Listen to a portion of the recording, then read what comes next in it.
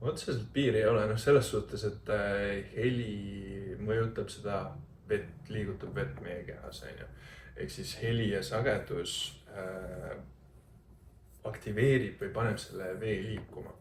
Mis tähendab seda, et jah, see integratsiooniperiood võiks olla nagu mingi vahe võiks olla selle integratsiooniperioodi jooksul, et kui inimene näiteks käib helirännakul, kogeb helirännakut, siis ta saaks nagu maanduda sellesse, mida ta siis just koges. Sest see võib üles tuua erinevaid emotsioone, tundeid, mälestusi, kogemusi, sest kõik on tegelikult seotud ka kehaga. Ehk siis sellise nii-öelda rakustruktuuride ja kõige sellega. Ja läbi selle tegelikult võivadki need asjad üles kerkida. Helirännakud ise nagu tegelikult otseselt mingit piiri ei ole, kui palju neid kogeda, mida võid kas või iga päev kuulata või käia, aga lihtsalt see, et kuidas see süsteemile mõjub ja mismoodi su keha nagu vastu suudab võtta. Et ühtepidi on need tasakaalustavad, rahustavad ja teistpidi nad võivad aktiveerida. Aga kus kohas sul see märkamine tuli, et heli niimoodi mõjutab? Sest see on nagu huvitav, kui sa oled olnud hardstyle'i peal, see muusikatüüp on väga intensiivne. Määratav, väga tugevalt tunda, kuidas ta keha mõjutab. Aga kuidas sa said aru, et sa tahaks minna teraapiate peale? Sellega oligi see teema, et ma tundsin, et midagi on nagu puudu. Ühel hetkel ma hakkasin kogema seda, et muutunud teadvuse seisundis ma tundsin, kuidas bass on põhimõtteliselt ongi siinuslaine. Ja hardstyle'is on see bass moonutatud, ehk siis see on hästi suur selline distortion peale pandud. Ongi vist moonutus eesti keeles. Ja siis ütleme nii, et kui see siinuslaine peaks nagu niimoodi liikuma, siis ta on nagu kokku pakitud ja kokku nagu pressitud. Ja kui ma kogesin, kui ma käisin näiteks ühel festivalil, mis oli Osora festival, mis on selline psy-trance'i gathering, kus ongi lapsed on seal on hästi palju selliseid töötubasid, praktikaid lisaks muusikale. Ja siis ma kogesin seda, kuidas inimesed on hästi rõõmsad, õnnelikud, nagu jah, seal on ka erinevaid selliseid substantse ja inimesed tarvitavad asju, aga nagu see olemine nendes on hästi ehe ja siuke nagu vaba. Ja siis ma hakkasin nagu tunnetama seda, et okei, aga bass. Ja psytrance'is on see see südamerütm, kus nagu sa tunned seda kontakti selle nii-öelda enda olemusega. Ja siis lihtsalt tantsuplatsil vaatan, inimesed lihtsalt elavad sellesse muusikasse sisse ja tantsivad nii, nagu keegi teine ei vaata. Ja see oli see koht, et okei, aga psy-trance'is ja psy-chillis ja sellisest nagu orgaanilises downtempo muusikas on selline hingav bass. Ehk siis tegelikult, kui bass või nagu selline heli liigutab vett, siis tegelikult kuidas see heli paneb selle vee liikuma. Ja iga kord, kui ma näiteks kuulasin psy-chilli või sellist psy-trance'i muusikat, siis ongi see, et sa lähed nagu sellesse sisse. Ja sa tunned, kuidas see kehas liigutab või nagu avab mingeid kihte. See on päris äge. Ja see taipamine tekkiski mul sellest, et okei, vau. Ja niimoodi ongi. Ehk siis kehaliselt mõjub see muusika või nagu see sagedus, mida sa tarbid hästi peenelt. Nii et siis sel hetkel sul hakkas see tähelepanu tulema keha peale, et see, mis väljaspool toimub, kas vibratsiooniliselt, see mõjutab. Ja siis ka see, et ühel hetkel mul tekkis huvi heliteraapia suhtes. Ehk siis kõik need ülemhelid, et hakkasin huvi tundma nagu selles, et kuidas neid ülemhelisid teha. Et nagu see fundamentaaltoon, siis on veel üks toon ja siis on veel kõrgem toon. Et kuidas nagu see instrument töötab. Ja siis ma jõudsin selleni ka, et tegelikult hääl on meie enese väljendus. Ehk siis hääle kaudu me tegelikult väljendame ja kiirgame ennast siia maailma. Ja ma olin hästi kinnine inimene. Ma olin nagu pigem nagu endasse lukustunud, nagu kuidagi selline, et välismaailm oli ohtlik, on ju. Ja elasin läbi muusika seda välja. Avasid ennast samm-sammult. Täpselt jah. Ja siis oligi see, et kui heliteraapia tuli minu ellu, esimene nagu häälega mul sellist kokkupuudet ei olnud, kuigi mul vanemad on kurdid ja ema ütles mulle väiksest peale, et ma ei tea, ma võiks olla nagu Ricky Martin, mingi kuulus laulja või midagi sellist. Ja siis ma ei saanud aru nagu miks. Okei, mulle meeldis laulda ja siis ma ei mäletan seda, et mulle meeldis laulda. Ühel hetkel ma jõudsin tagasi selleni, et mulle meeldib laulda. Ja praegu ma nüüd tegelengi enda nendel helirännakutel kasutan hästi palju häält. Ehk siis enamus ongi nagu tegelikult vokaalne improvisatsioon, mida mina koos Eliisiga, ehk siis mu abikaasaga teeme. Et see on ka siuke huvitav. Kuule, ma võtan kohe sellest mõttest kinni, et sa siis hakkasid ennast avama selle muusika kaudu. Nii siis muusikaga kui ka häälega.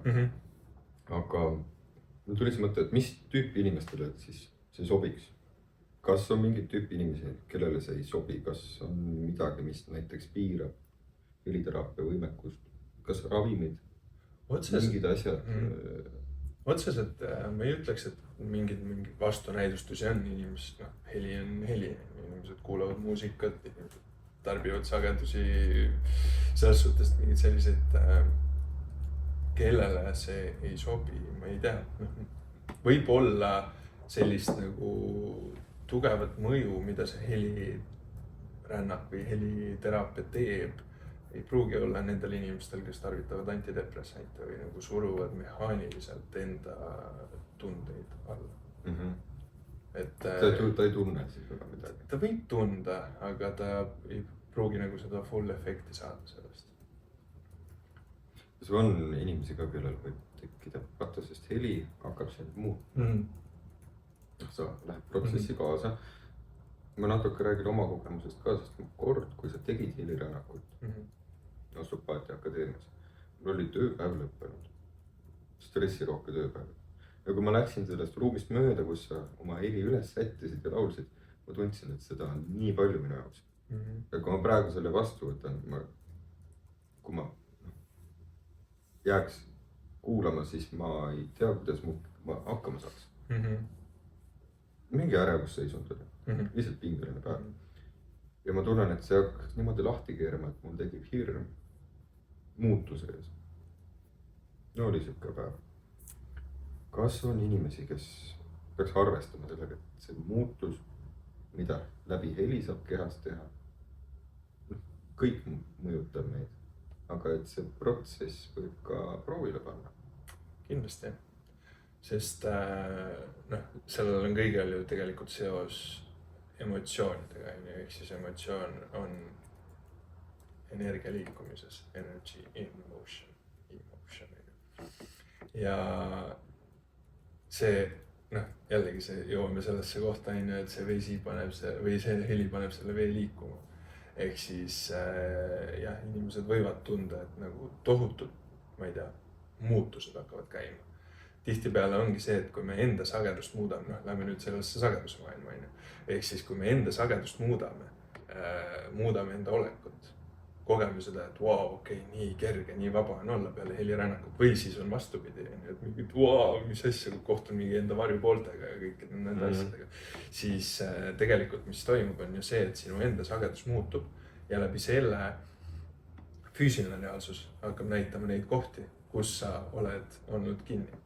Ehk siis toob nähtavale neid samu olukordi, tundeid, emotsioone või olukordi, et sa kogeksid neid samu tundeid, emotsioone, kuni sa lõpuks vastu võtad. Ja see on ülipeene. See on see, kuidas me tegelikult eluga ja maailmaga suhtleme. Sest tegelikult emotsioon ja tunne on ju laeng kehas on ju. Ja see laeng loob seda nii-öelda peegeldust välises või mis iganes. Mul tuleb meelde, et ma tegin ühe saate sellest, kuidas miks meie keha ei parane iseenesest. Ja seal ma natuke tõin fastiat välja. Ma ei öelnud, et see on 70% vesi, aga mõte on sama, et see, ja sa sellega töötad, ta hakkab lahti minema ja sul võib tulla sealt emotsioon. Tõesti tavalise sportlasega tegeled, põlv valutab, bastia on valus või kellelgi on op. Bastia ei anna otseselt tunda, aga kui sa sellega töötad, hakkab miski äkitselt vabanema, mis ta on nüüd avastatud.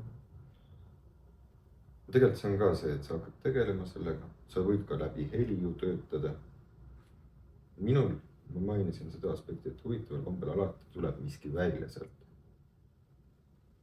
See võib olla kas positiivne või see võib olla negatiivne tunne. Sa pead seda läbi töötama. Sellepärast ma nagu enne küsisin, et huvitav, kas sa tead mõnda inimese tüüpi, kellele see nagu, kes peaksid arvestama, et see võib proovile panev olla või kas üldse on olemas inimesi, kellele see ei sobigi väga. Ühtepidi meie rännakutel on käinud inimesed, kellel on mingid need ADHD-d ja ärevushäired ja kõik sellised asjad ja siis inimesed on tundnud lõdvestust. Meel ei ole enam nii aktiivne. Sest tegelikult, mis helirännakul toimub, on ju see, et näiteks kristallhelikausid, ülemhelid, pikad droonid, kõik need helid mõjutavad või nagu tasakaalustavad meie ajupoolkeras. Ehk siis esiteks ongi see, et inimene, kes on hästi peas, hästi päine, jookseb igal pool ja siis ta korraks peatub. Ta kogu süsteem saab sellise restardi. Ja mis juhtub on see, et vasak ja parem ajupoolkera lähevad tasakaalu. Ja siis ta jõuab enda teljele, enda joondusesse. Ja helirännakute ajal rekord, kui inimene magama jäi, oli 2 minutit. Niimoodi, et me ei jõudnud isegi helirännakuga alustada, inimene oli pikali ja ta tund nagu, see ongi ju see tegelikult ruum, kus inimene tunneb turvaliselt. Juba on olemas. Ja siis ta lihtsalt viskas pikali 2 minutit, võib-olla oli 3 midagi sellist ja siis ta oli lihtsalt pikali ja järsku norskas. Me ei olnud alustanud veel. Ja siis temaga oli see ka, et me lõpetasime helirännaku ära, hakkasime asju pakkima ja siis ta ikka veel magas. Et ta läks nii sügavale. Mõjus hästi. Et ühtepidi inimene, kui magama jääb, on hea, teistpidi ta ei koge vaata seda, mida me teeme, aga keha ja kogu närvisüsteem saab sellise nii-öelda shifti ja restardi. Ehk siis ta kogu närvisüsteem, kogu keha, kogu tema olemus, pea jõuab sellesse südameruumi ja läbi selle südameruumi toimub see lõdvestamine. Ta leiab ka mingi turvatunde selles kohas, kus ta on. Ja. Vastuvõtulaudadel on ka päris tihti inimesed läheb, jäävad magama, sa oled jäänud?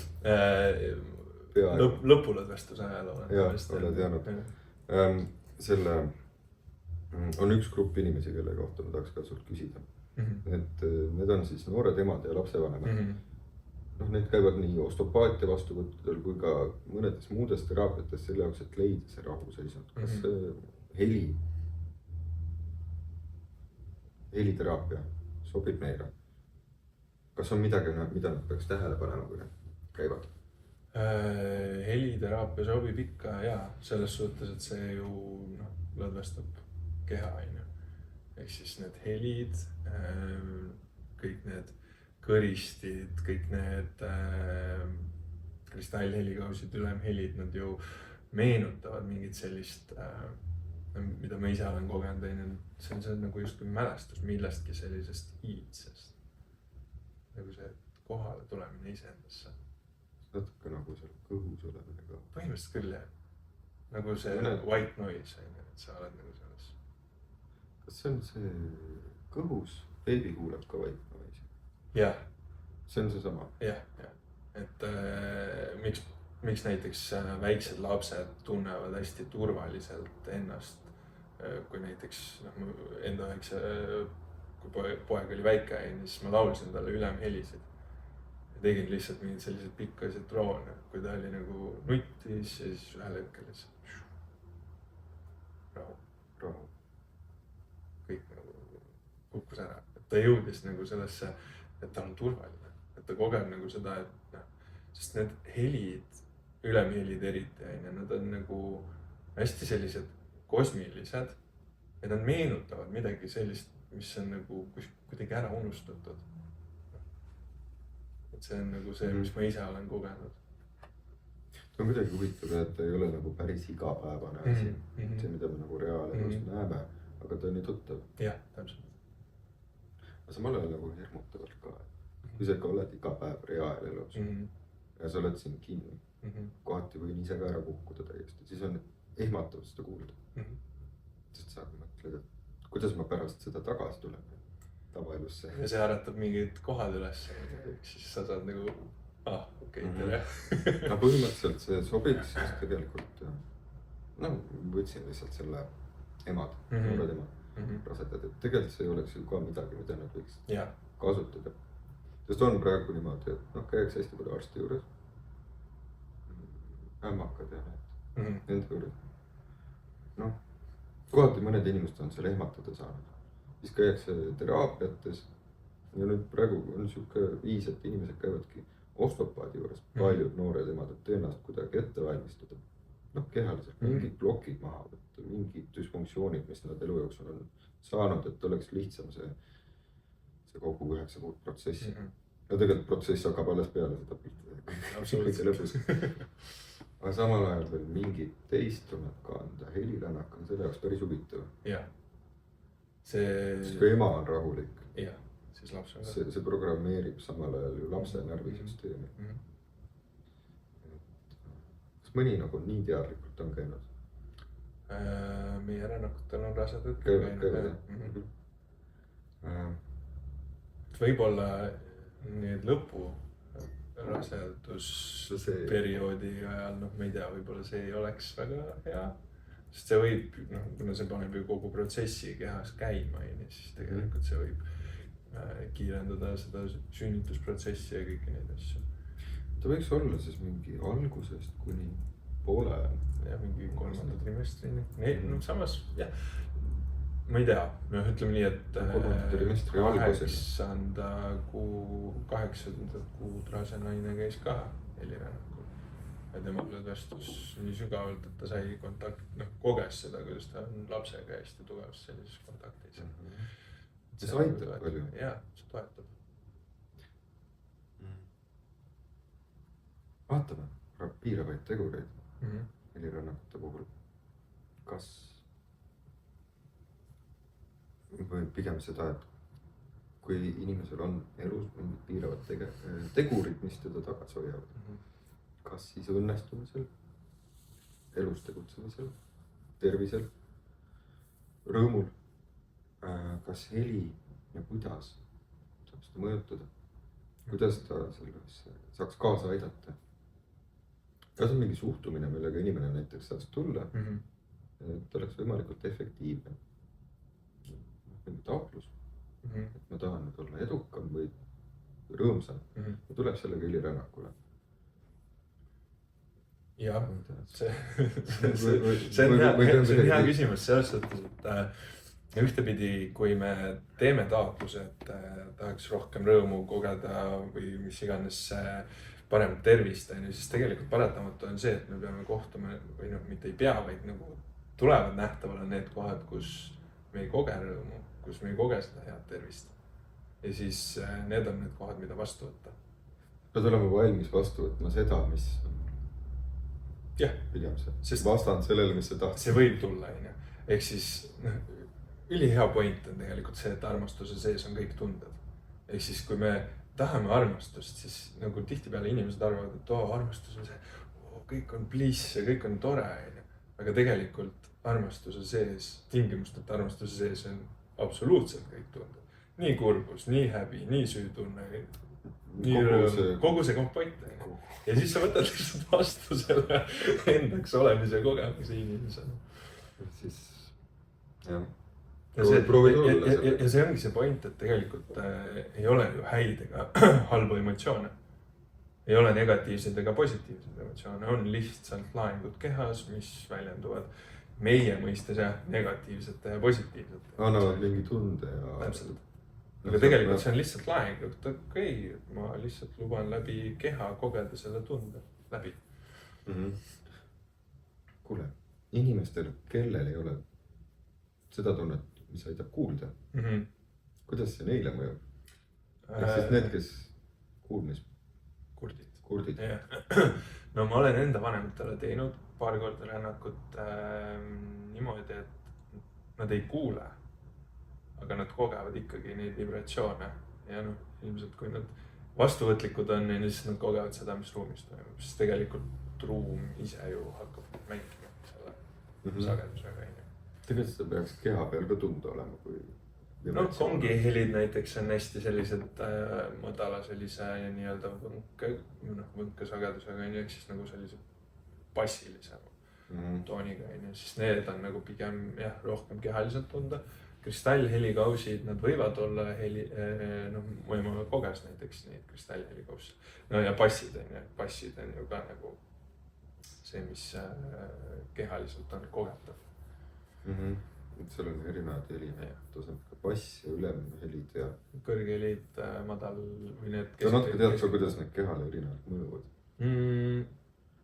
Otseselt ülemhelid tekitavad hästi sellise rahunemise nagu tunde, ehk siis ongi see, et kogu närvisüsteem saab rahuneda.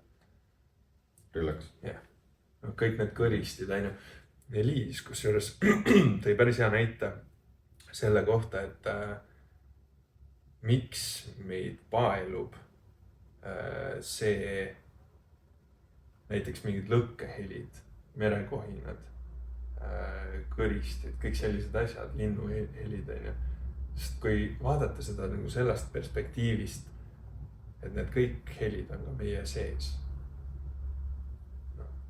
Kui veri voolab, siis on ju tegelikult vesi, eks. Luud, kogu nagu see, kõik need krabinad ja kõik need asjad. See kõik on tegelikult leitav meie keha sees. Jah, ehk siis seest poolt väljapoole, väljast poolt sissepoole. Huvitav, sest tegelikult see toob inimestele meeldivad need helid, nad ütlevad, et nad tunnevad ennast kohe kohal. Täpselt, et see meenutab, see on nagu see meenutus millestki. Inimesed otsivad väljapoole. Aga tegelikult, kui me kukume sellesse vaikusesse enda sisse, siis me ju avastame selle, et wow, see ongi lõputu piiritu kosmos meie enda sees. See toob nagu lähemale endale tohutult palju. Kui me endale lähemale tuleme, tunneme ennast ka rohkem. Ja kui me rohkem tunneme, meil on nagu tervis peaks tulema. Sa oled rohkem kontaktis, kuulad, mis sul vaja on, sa saad. Kas või juba see, et sa oled endaga kontaktis, see annab rõõmu. See annab juba tervist. Ja see ongi see ju, ja kuidas sina keha on meie kõige targem teejuht üldse. Et kui me hakkame kuulama, mida keha päriselt räägib, mida keha väljendab, siis saab päris paljudel asjadel pihta.